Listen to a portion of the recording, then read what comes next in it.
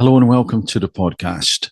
Today, I thought it might be useful to listen to the recent exchange between Kemi Badenoch and Keir Starmer. This is Prime Minister's Questions, first question session after Easter. What I'm really paying attention to here is, two main things. Number one, are the questions answered? And number two, is this just all some sort of performance for some, at least? And are we meant to believe that this is useful in any way? Let's begin then. Mr. Speaker, does the Prime Minister now accept that when he said that it was the law that trans women were women, he was wrong? So what do you think? What are the chances that we're going to get a straight answer, a simple answer? Let's continue. Mr. Speaker, let me be clear. I welcome the Supreme Court ruling on this issue. It brings clarity and it will give confidence to women and, of course, to service providers. I think that just to interject, it's really important for Keir that he gets some clarity. Say about Rosie Duffield saying only women have a cervix, you said it is something that shouldn't be said. It is not right. Well, look, what I said then and on other occasions is simply that I do... Let's continue. The Equality and Human Rights Commission will now issue updated guidance, and it's important that that happens and that all service providers then act accordingly. This government's approach and my approach has been as follows: to support and implement the Supreme Court ruling, and we will; to continue to protect single-sex spaces based on biological sex, and we will; but also to ensure that trans people are treated with respect, and we will; and to ensure that everybody is given dignity in their everyday lives. I do think this is the time now to lower the temperature, to move forward and to conduct this debate with the care and compassion that it deserves. And I think that should unite the whole House. So what we see here is a classic move by Keir, and he's likely to repeat this more than once. He's not the only politician that does this, but I think given the state of the world, the state of the country, and how jaded people are with politicians and the setup, it's really important for a lot of us that we actually have a real leader. And funnily enough, Kemi Badenoch touches on what I think is at the core of what is missing in due course. We'll come on to that. It's about, I think, moral courage, if memory serves. Anyway, so what do we get there? We got this classic move. So we don't answer the question, number one. It is, of course, called Prime Minister's Questions, not Prime Minister's Answers. Maybe the clue's in the title, frustrating as that may be. And so no straight answer, but deflection, and deflection away into an area which it's like a yes set. It's language which is used deliberately because it's hard to disagree with, and most sane-minded, decent, rational, empathic people won't disagree with it because it's like, respect, dignity, protect, care, all that stuff. So Keir's using a yes set, an emotional language as well, that most decent people would say, yeah, I agree with that. And you get the murmurings in the background. So already we get the start of this pantomime type approach that goes on. It's not really a fever pitch yet, but I'll come back to it. So he hasn't answered the question, but we can kind of feel good, theoretically, based on what he said. I do feel good in terms of the content, but I don't feel good because he hasn't answered the question. But using emotion, deflecting, not answering. Let's continue. Mr. Mr. Speaker, he can't bring himself to admit that he was wrong. That was the question. But he spoke about respect and dignity and compassion and lowering the temperature. So will he now apologise to the member for Canterbury, the very brave member for Canterbury, for hounding her out of the Labour Party simply for telling the truth? Yes, in my opinion, an apology is absolutely required. I do think he did hound her, and I have talked about Rosie Duffield before, and indeed, even if you factor in when she was interviewed, when I talked about her situation and what had happened to her, things were obviously raw for her, that she was quite emotionally charged, understandably. And yet, even if you dial down what she was saying just a little bit, it doesn't take too much triangulation based on what we hear from other sources to recognize that there was in a great part of what she was saying truth. And I think her emotions were totally honest. I didn't see any deception there at all. So, in my opinion, she deserves an apology. What do you think? Will she get one?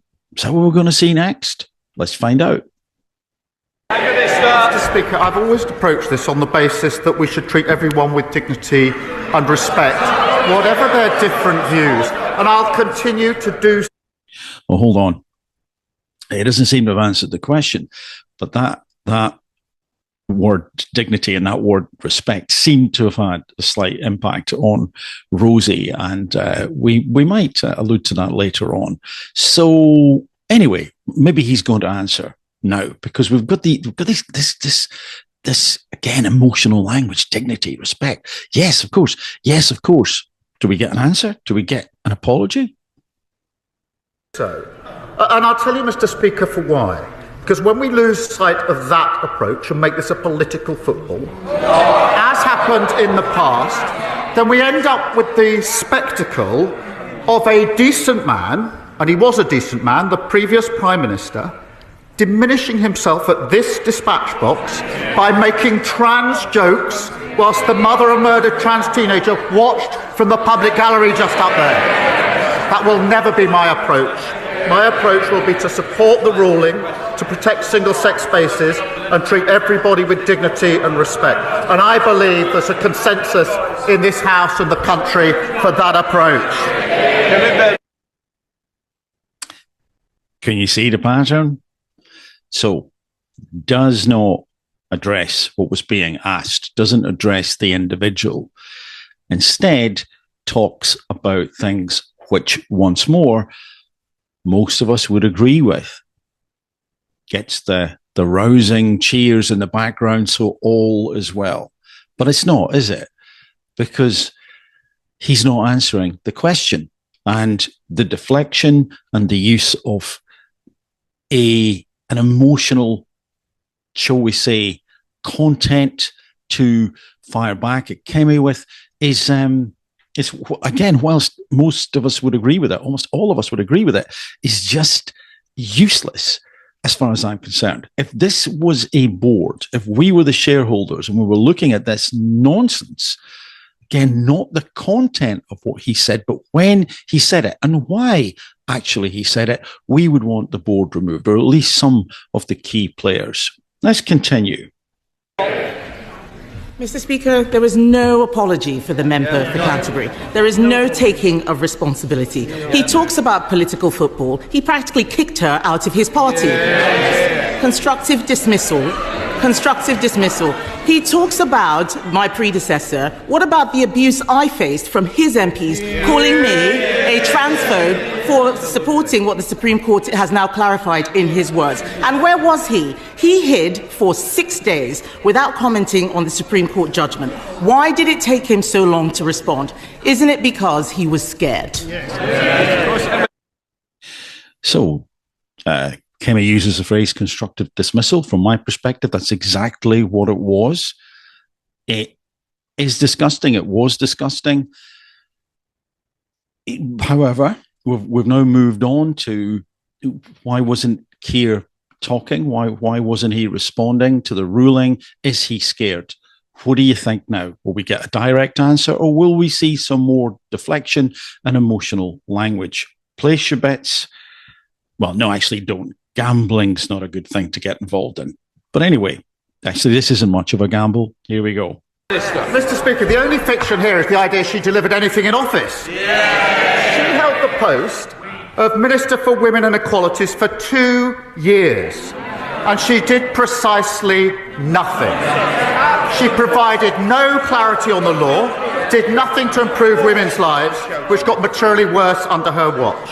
They talk, for example, about hospitals and mixed-sex wards, uphill and downdale. What happened in the last decade? The use of mixed-sex wards in our NHS rose by 2,000%. And there's a pattern of behaviour here. Women and Equalities Minister failed to do anything for women. The Trade Minister, who failed to get a trade deal with the US. The Business Minister, who failed to get a deal with British Steel. She's a spectator, not a leader. Wow, they just love the little sound bites, don't they? And, lower the tone at the end of the sentence here. She's a spectator, not a leader. Must have been really impressive in rehearsals. In real life, not at all. Just sounds pathetic. Again, they've had enough of these silly little sound bites, and I think there's at least one more to come. So what did we find out there? Of course, no answer to the question, and not only deflection, but this time deflection into attack, but the attack still surrounded within emotional language. Once more, things that when you hear this person didn't do this, didn't do that, that is annoying. That is like, what was going on? How dare they question him when this party, this individual, when they did nothing? But here's an interesting contrast to that, though. This is Sharon Davis talking about what Kemi Badenoch was doing. And what I would love to say actually is, because you and I know, and lots of people that we've been fighting this corner have been speaking to Kemi when she was trying very hard to get things passed, and she was thwarted many, many times by civil servants inside her department. I know for a fact that she was trying so hard to get that Equality Act clarified right before the election. And then let's hear what Kemi has to say in reply to Keir. Mr. Speaker, I will tell him what I did. I stopped the gender. I will. Yes.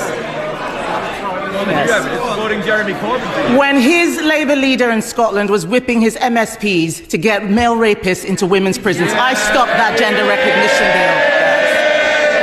I helped commission the CAS review. I replaced the guidance on single-sex toilets. I made sure that the puberty blockers issue was resolved while he was sitting there cheering on the ideology that was taking away safe spaces. And when the Prime Minister stayed silent last week, presumably waiting for what Morgan McSweeney thinks, on his WhatsApp groups, some of his closest ministers were plotting to overturn the Supreme Court decision.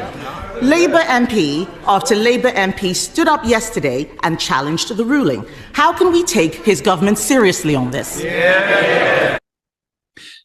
Good question. I mean, Keir, he lives by the law. He didn't know what to think about women until the Supreme Court made their decision, and now he seems to be able to think about it. Some people contest that and say that, no, he was coming round to that way of thinking. I couldn't possibly comment whether that was just something that he knew was in the wind, but certainly he seems to have been confused in the past. But anyway, what are we going to get here? Are we what sort of reply will we get from Keir? Let's find out. Well, I think the WhatsApp group she should be worried about is the one of his shadow Justice Secretary. So Kemi has said, essentially, and I am adding in the backstory, my version of it. Keir is a person who lives and breathes the law, and we follow the law. And yet, it would seem that some people in his party have been planning and plotting to find a way to overturn the Supreme Court decision. That's pretty radical. That's pretty outrageous, isn't it? But of course, we won't get a direct reply to that. Instead, Keir talks about a WhatsApp group, the one that they should be worried about, Kemi and the Conservatives. Note also that Keir isn't exactly the most scintillating of orators, and so much of this is from his notes, and the notes pre-prepared, ready to reply to various things that may come in. So it lacks a little bit of spontaneity. And once more, you're going to ask yourself, is this the look of a leader? Is this the look of someone who actually can grab the hearts and minds of people and take them forward in the direction that most of them would like? Let's continue. Mr. Speaker, the mask has slipped just 1 week before the elections because the Shadow Justice Secretary is not here. A man who's doing everything he can to replace her. The man that most of them want as leader of their party has admitted that Reform and the Tories are working together. He said, I want this fight to be united. He said, going to pause it there because I mentioned this performative nature, the pantomime, and you can literally hear it there. He said, boo, he's behind you. He said, she's behind you. It is just grim. It is not edifying, any of this stuff. And so you get someone who's reading from notes, trying to inject some kind of emotion into his voice and sound persuasive, the baying of the crowd to once more inject this sense that they want us to pick up that this is really important, or we should get emotional about this too. He said, he's behind you. Absolute pantomime. Let's go on. He's determined to bring this coalition, he calls it, together one way or another. Well, I think we know what that means. Every Tory voter is appalled at the thought of paying for the NHS. Every Reform voter who hates what the Tories did the last 14 years. They're not Conservatives, they're a con. Another one that sounded great in rehearsals. They're not Conservative, they're a con. Go down to the end of the sentence. I'm Batman. I mean, yeah. Anyway, so and once more, what I'm not particularly focusing on here, some of the time, is whether what some of the replies on either side are in relation to entirely accurate. Most of the stuff is accurate, but is it actually a debate? Is it really a debate? Now, this is far better, unedifying as it is, than some shambles that gets into screaming and name calling, and as we've seen, you may have seen on TV or social media at some point, that it can literally descend into altercations, physical ones.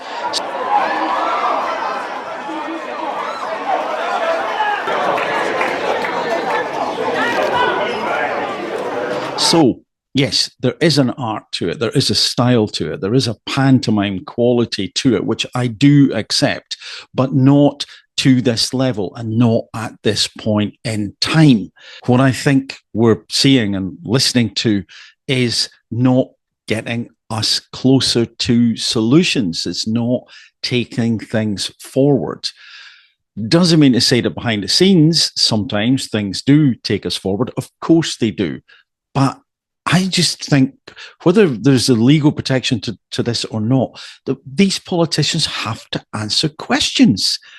Otherwise, this literally is panto. Anyway, let's keep going. Who's playing political football now? He's got no answers, Mr. Speaker.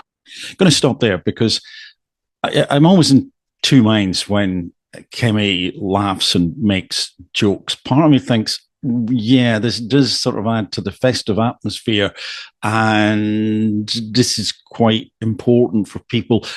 Generally, the subjects that are being discussed are important, and sometimes I do wonder. However, what I would say for me that outweighs the fact that she smiles and makes jokes quite a lot is that I pick up from her, and I'm very glad to say other people in that room, in that building, humanity. But some other people, not so much. In fact, quite a mechanistic approach. Can you guess who I'm talking about? Let's keep going. He's got no answers. Yesterday, Labour MP after Labour MP challenged the ruling. He should be more worried about his backbenchers than my frontbenchers. His Labour ministers called the chair of the Equality and Human Rights Commission appalling. Baroness Faulkner's role is critical to enforcing the court's judgment. She has had to put up with relentless abuse, not just from his front bench, but from activists and ideologues. Reappointing her will be a clear sign that he is taking this issue seriously. So will he commit to reappointing Baroness Faulkner when her term expires this year? Yeah. So, what do you think? Will he commit to reappointing the Baroness? Answers on a postcard. Let's hear what Keir's got to say about that one. Look out for deflection, attack language that's emotional, defence language that's emotional, distraction language that's emotional. Let's see what he chooses. Mr. Speaker, I've always said the debate should be conducted properly on the principles of debate. I've said it many, many times. But I would remind the Leader of the Opposition that when they were in government, violence against women and girls reached record high. So here we go. So it's going to be an attack. No commitment, no answer whatsoever. But let's just look at the record of the other people. And again, that's fine. They should be criticised. They should be taken to task. But where's the damned answer? Anyway, let's continue. Rape prosecutions fell to record lows, and millions of women were left stuck on NHS waiting lists, unable to get the health care that they needed. Under this Labour government, NHS waiting lists down by more than 200,000, domestic abuse specialists in 999 control rooms. We strengthen access to maternity pay, something she calls excessive. She talks about political footballs, but a coalition between Reform and the Tories being formed behind her back. We know what that means when the Shadow Justice Secretary and the member for Clacton cook up their joint manifesto. NHS charging a pro-Russia foreign policy, enter workers' rights. Now, what he's saying about what's been done in terms of the NHS, there will the devil's in the detail, and there will always be trade-offs. But once more, nobody's arguing with that. It's difficult to say, hey, you shouldn't have done that. That's not a good thing. I come back to using language and subject matter that people find it difficult to disagree with. Sometimes you can disagree when you know more of the detail, but here in this forum, that sounds fine, but it's not answering the question. And the reason I've paused it here is in this febrile atmosphere. We can see Nigel Farage, smiling, looking quite suntanned. And I think Keir's recently back from Southern Europe, I believe. Was he on holiday as well? And that's all good. They need to be fresh. But do you ever get the sense that these people are in a club and you don't have the invite, and you probably actually don't want the invite? Now, I have no idea how good or not Kemi Badenoch would be as a leader. Here, on paper at least, she looks like she'd be a lot better than Keir Starmer, a lot better. I don't know what sort of leader Nigel Farage would be. And again, in terms of the ability to communicate and the ability to at least point some people in the right direction, he seems to be better than Keir Starmer. There are question marks, of course, over Nigel, but in many ways, they're absolutely dwarfed by the question marks of the person who is the Prime Minister. But I'm glad you guys are all having a good time and a bit of a laugh. Let's continue. Just the Love government lost control of the economy, the borders and health. In 6 short months, she's lost control of her party. Again, it's just, some news broadcasters use this downward sort of slope of the voice, the tone of the voice, timbre of the voice. I was going to have a party. It's just when you begin to notice it becomes quite grating, or it can do. So I'm sorry, but I pointed that out to you. You can thank me later. So let's hear what Kemi has to say in response. Mr. Speaker, he's clearly so uncomfortable talking about this subject. Yes, this is a choice. And he is uncomfortable talking about it. That is a very fair point. I think that's quite obvious. couldn't get his head further into those notes. Between a Conservative Party that stood up for common sense and a Labour Party that bent the knee to every passing fad. Yeah. Again, she's saying that deliberately to make a point about the fact that Keir and his team seem to have jumped on some bandwagons, and yet he's the one that often decries anyone who may remotely look like a populist. So I think that's quite clever. This is a question about moral courage, Mr. Speaker, about doing... There we are. It's a question of moral courage, about doing... the right thing.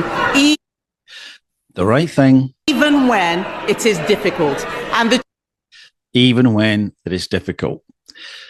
Now, this is great to hear this in that building, in that room with those people, because that is ultimately what the country needs, what the world needs. Leaders who have moral courage, who actually have morals. What else is she going to say? Truth is, he doesn't have the balls. Yeah. Now, given the sort of subject matter from earlier on, that's quite meta, Kemi. I'll say no more than that. Cleverly done. The Prime Minister only tells people what they want to hear. He only tells people what they want to hear. He is a weather vane who twists in the wind. He cheered an ideology that denied safe spaces to women and girls because he thought it was cool to do so.